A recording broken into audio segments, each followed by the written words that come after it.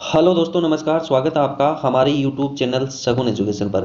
दोस्तों, आज हम इस वीडियो में बात करेंगे आपका जो सेकंड ग्रेड का जो संस्कृत विभाग का जो अभी दिसंबर माह में एग्जाम लगने वाला है, उसके अंदर आपका जो फर्स्ट पेपर है जीके का यानी जनरल नॉलेज का, उसके अंदर आपकी जो विश्व की जो ज्योग्राफी है उससे संबंधित आपकी एक टॉपिक लगता है विश्व जनसंख्या, वितरण और प्रवास। यानी कि इससे एक या दो क्वेश्चन आपको एग्जाम में जरूर देखने को मिलेगा। तो दोस्तों, ध्यान में रखना, ये जो अपडेट डाटा है इसी के अनुसार आपको वीडियो उपलब्ध करवाया जा रहा है। और हमने जो प्ले लिस्ट बना रखी है उसके अंदर जो आपके जो भारत की इकोनॉमिक्स लगती है, यानी कि जो भारत की अर्थव्यवस्था है, उसमें जो 4 या 5 टॉपिक लगते हैं वो पूरे आपको कंप्लीट करवा दिए हैं। तो आप प्ले लिस्ट में जाके आप जरूर देख लेना वहाँ से। और आज हम जो बात कर रहे हैं जो विश्व जनसंख्या, वितरण और प्रवास टॉपिक के बारे में। दोस्तों, इसके बाद हमारा जो अगला टॉपिक होगा वो होगा हमारा राजनीतिक दल और दबाव समूह वाला टॉपिक होगा। तो दोस्तों, बिना किसी देरी के वीडियो को स्टार्ट करते हैं। दोस्तों, सबसे पहले हम बात करते हैं जो पिछले वर्ष जो एग्जाम लगे थे, यानी कि 18-22 में जो भी आपके जो सामान्य विभाग और संस्कृत विभाग में जो भी एग्जाम लगे थे उसमें जो क्वेश्चन आए थे, पहले वो क्वेश्चन देख लेते हैं। दोस्तों, हमारा जो फर्स्ट क्वेश्चन है, विश्व की लगभग कितने प्रतिशत जनसंख्या उत्तरी गोलार्ध में निवास करती है? यानी कि विश्व की लगभग कितनी प्रतिशत जनसंख्या उत्तरी गोलार्ध में निवास करती है? तो दोस्तों, ध्यान में रखना, वो करती है हमारे 90% जनसंख्या। यानी कि जो उत्तरी गोलार्ध है उसमें 90% जनसंख्या निवास करती है। यानी कि दोस्तों, ये जो संस्कृत विभाग का एग्जाम लगा था उसमें एक क्वेश्चन पूछा गया था।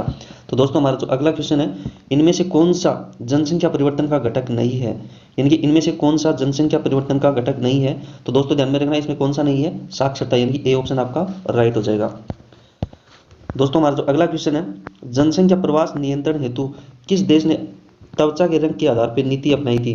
यानी कि जो 3 नंबर का जो हमारा क्वेश्चन है, जनसंख्या प्रवास नियंत्रण हेतु किस देश ने त्वचा के रंग के आधार पर नीति अपनाई थी? तो दोस्तों, वो देश कौन सा है? हमारे ऑस्ट्रेलिया। यानी कि ए ऑप्शन आपका राइट हो जाएगा।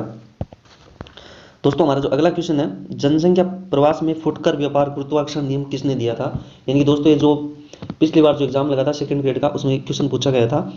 यानी कि जो जनसंख्या प्रवास वाला जो हमारे ये टॉपिक है, इससे संबंधित क्वेश्चन है, जनसंख्या प्रवास में फुटकर व्यापार गुरुत्वाकर्षण नियम किसने दिया था? यानी कि जो फुटकर व्यापार गुरुत्वाकर्षण है, ये नियम किसने दिया था? तो दोस्तों, ये ध्यान में रखना, ये दिया था हमारे डब्ल्यू.जे. रेली ने। डब्ल्यू.जे. रेली ने, यानी कि डी ऑप्शन आपका राइट हो जाएगा। तो दोस्तों, ध्यान में रखना, प्रवास से संबंधित जितने भी आपके जो नियम है वो हमने इस वीडियो में ऐड कर रखे हैं, वो आप अच्छे से देख लेना और जो अपनी नोटबुक है उसमें अच्छे से ऐड कर लेना, क्योंकि यहाँ से क्वेश्चन दोबारा आ सकता है। तो दोस्तों, सबसे पहले हम बात करते हैं प्रवास के बारे में। दोस्तों, ध्यान में रखना, ये हम जो टॉपिक करवा रहे हैं 2024 के जो नवीनतम डाटा है इसी के आधार पे आपको वीडियो उपलब्ध करवाया जा रहा है। तो दोस्तों, सबसे पहले बात करते हैं हम प्रवास। पहले हम प्रवास टॉपिक के बारे में बात करेंगे। यानी कि प्रवास किसको कहते हैं? दोस्तों, किसी व्यक्ति या व्यक्तियों के समूह द्वारा अपना निवास स्थान छोड़कर अन्य स्थान के लिए स्थायी व अस्थायी गमन करना प्रवास कहलाता है। दोस्तों, वैसे तो आपको जो प्रवास है उसकी जो परिभाषा नहीं पूछता है, लेकिन आपको थोड़ा ध्यान में होना चाहिए कि प्रवास किसको बोलते हैं। किसी व्यक्ति या व्यक्ति के समूह द्वारा अपना निवास स्थान छोड़कर अन्य स्थान के लिए स्थायी या अस्थायी गमन करना प्रवास कहलाता है। दोस्तों, अब हम बात करते हैं जो विश्व प्रवास रिपोर्ट 2024 है। दोस्तों, ध्यान में रखना, लेटेस्ट है, एग्जाम में यही से क्वेश्चन पुटअप होने वाला है, तो अच्छे से देख लेना कि विश्व प्रवास रिपोर्ट 2024। दोस्तों, ध्यान में रखना, जो विश्व प्रवास रिपोर्ट है वो प्रति 2 वर्ष में जारी की जाती है। यानी कि जो विश्व प्रवास रिपोर्ट है वो प्रति 2 वर्ष में जारी की जाती है। दोस्तों, आगे देखो, अंतर्राष्ट्रीय प्रवासियों की वैश्विक आबादी लगभग 281 मिलियन है। दोस्तों, ध्यान में रखना, ये डाटा मोस्ट है। यानी कि अंतर्राष्ट्रीय प्रवासियों की वैश्विक आबादी लगभग 281 मिलियन है, जो अब यानी कि जो कुल आबादी का 3.6% है। कितना है? 3.6% है। दोस्तों, एक बार दोबारा देखना, अंतर्राष्ट्रीय प्रवासियों की वैश्विक आबादी लगभग 281 मिलियन है, जो कुल आबादी का 3.6% है। कितना है? 3.6% है। दोस्तों, अब आगे देखो, दोस्तों 117 यानी कि 117 मिलियन लोग संघर्ष, हिंसा, आपदा से विस्थापित हुए हैं। यानी कि जो आपके 281 मिलियन लोग हैं उसमें से 117 मिलियन लोग संघर्ष, हिंसा, आपदा से विस्थापित हुए हैं। दोस्तों, ध्यान में रखना, ये जो वैश्विक रिपोर्ट है इसी के अनुसार ये डाटा उपलब्ध करवाए जा रहे हैं। तो दोस्तों, एग्जाम की दृष्टि से मोस्ट है, अच्छे से देख लेना और जो अपनी नोटबुक है उसमें अच्छे से ऐड कर लेना।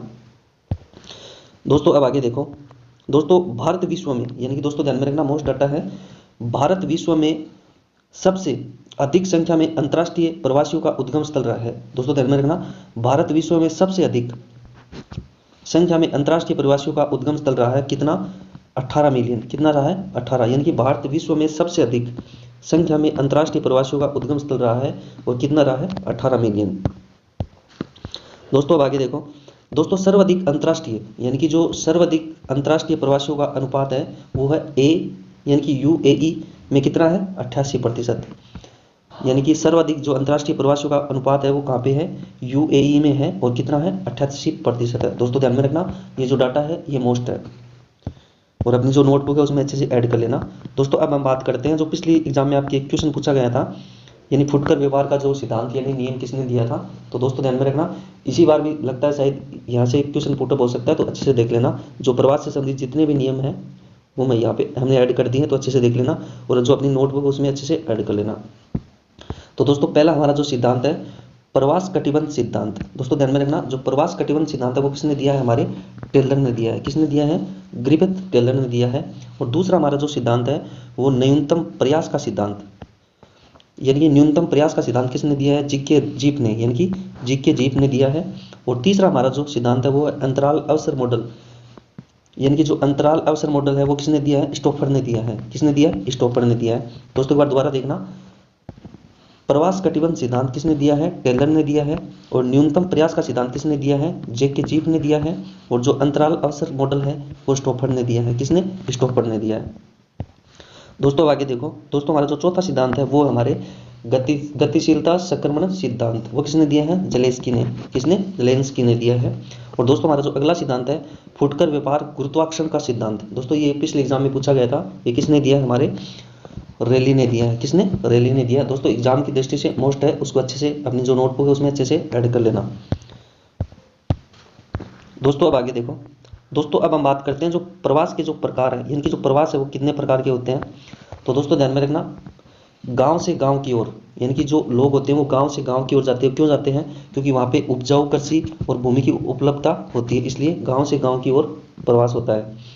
दोस्तों आगे देखो गांव से शहर की ओर यानी कि जो गांव के लोग शहर की ओर क्यों प्रवास करते हैं क्योंकि वहाँ पे शिक्षा और रोजगार के साधन ज़्यादा उपलब्ध है, तो इसलिए गांव के लोग शहर की ओर प्रवास करते हैं।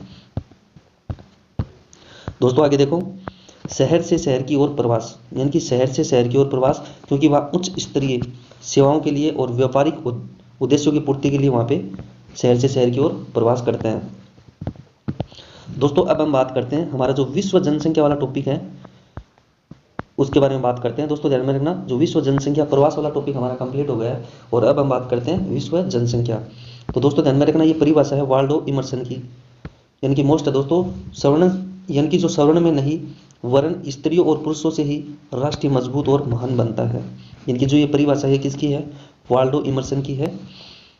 यानी कि जो स्त्रियां और जो पुरुष होते हैं इनसे ही जो राष्ट्र हमारा मजबूत और महान बनता है, मतलब गोल्ड से नहीं बनता है बल्कि जो पुरुष और स्त्रियां हैं उनसे ही हमारा जो राष्ट्र है वो मजबूत और महान बनता है। दोस्तों आगे देखो। दोस्तों उत्तरी गोलार्ध में विश्व की 90% जनसंख्या निवास करती है। दोस्तों ध्यान में रखना जो पीछे आपके जो एग्जाम लगे थे यहीं से क्वेश्चन आया था कि नहीं जो उत्तरी गोलार्ध में विश्व की कितनी प्रतिशत जनसंख्या निवास करती है, तो हमारी कितनी करती है 90% जनसंख्या उत्तरी गोलार्ध में निवास करती है। तो दोस्तों ध्यान में रखना आगे जो हमारा ये मोस्ट है दक्षिण गोलार्ध में विश्व की कितनी प्रतिशत जनसंख्या निवास करती है 18% करती है। कितनी 18%। यानी कि जो उत्तरी गोलार्ध है उसमें 90% करती है और जो दक्षिणी गोलार्ध है उसमें हमारे 18% जनसंख्या निवास करती है।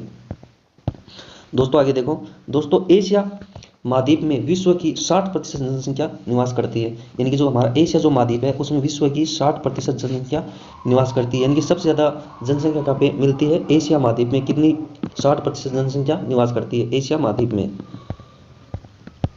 दोस्तों अब आगे देखो। दोस्तों टॉप जनसंख्या वाले यानी कि टॉप 5 जनसंख्या वाले देश कौन कौन से हैं, यानी कि सबसे ज़्यादा जनसंख्या किस देश में है। दोस्तों ध्यान में रखना पहले स्थान पे हमारे है चीन है, दूसरे पे हमारे भारत है। यानी कि जो टॉप 5 जनसंख्या वाले देश हैं पहले पे चीन है, दूसरे पे हमारे भारत है और तीसरे स्थान पे कौन से हैं यूएसए। यानी कि पहले पे कौन सा है दोस्तों, पहले पे हमारे है चीन है, दूसरे नंबर पे हमारे भारत है और तीसरे पे हमारे यूएसए है और चौथे पे हमारे इंडोनेशिया है और पांचवें नंबर पे हमारे है ब्राजील है। दोस्तों ध्यान में रखना जो 5 टॉप जनसंख्या वाले देश है वो आपको अच्छे से याद रखने हैं। दोस्तों अब हम बात करते हैं जो सर्वाधिक जनसंख्या घनत्व वाले देश कौन कौन से हैं। यानी कि जो सर्वाधिक जनसंख्या घनत्व वाले देश कौन से हैं दोस्तों वो अच्छे से देख लेना क्योंकि एग्जाम की दृष्टि से मोस्ट है। यानी कि सर्वाधिक जनसंख्या घनत्व वाले देश यानी कि दोस्तों सबसे ज़्यादा जनसंख्या घनत्व कौन से देश का है, पहला हमारे है मकाऊ, दूसरा हमारे है मोनाको, तीसरा हमारे है सिंगापुर और चौथा हमारे है हांगकांग। दोस्तों ध्यान में रखना, ये भी एग्जाम की दृष्टि से मोस्ट है। इनकी जो सर्वाधिक जनसंख्या घनत्व वाला देश कौन सा है? मकाऊ। अच्छे से देख लेना दोस्तों। दोस्तों अब हम बात करते हैं जो न्यूनतम जनसंख्या घनत्व वाले देश हैं वो कौन कौन से हैं। दोस्तों जो न्यूनतम जनसंख्या घनत्व वाले देश है वो कौन से हमारे? पहला हमारे है ग्रीनलैंड है, 2 नंबर पे हमारे मंगोलिया है और 3 नंबर पे हमारे ऑस्ट्रेलिया है और 4 नंबर पे हमारे कनाडा है। और सर्वाधिक जो जनसंख्या घनत्व है किसका है? मकाऊ का है। और न्यूनतम जो जनसंख्या घनत्व है वो हमारे ग्रीनलैंड का है। दोस्तों ध्यान में रखना, आपको ये जो 5 देश है, 4 या 5 देश है वो अच्छे से याद करने हैं। दोस्तों हमारा जो अगला वीडियो होगा वो होगा हमारा राजनीतिक दल और दबाव समूह। दोस्तों अगर आपको हमारा वीडियो अच्छा लगे तो वीडियो को लाइक और चैनल को सब्सक्राइब करना ना भूलें और बेल आइकन पर क्लिक करें ताकि आने वाली वीडियो का नोटिफिकेशन आपको समय पे मिल सके।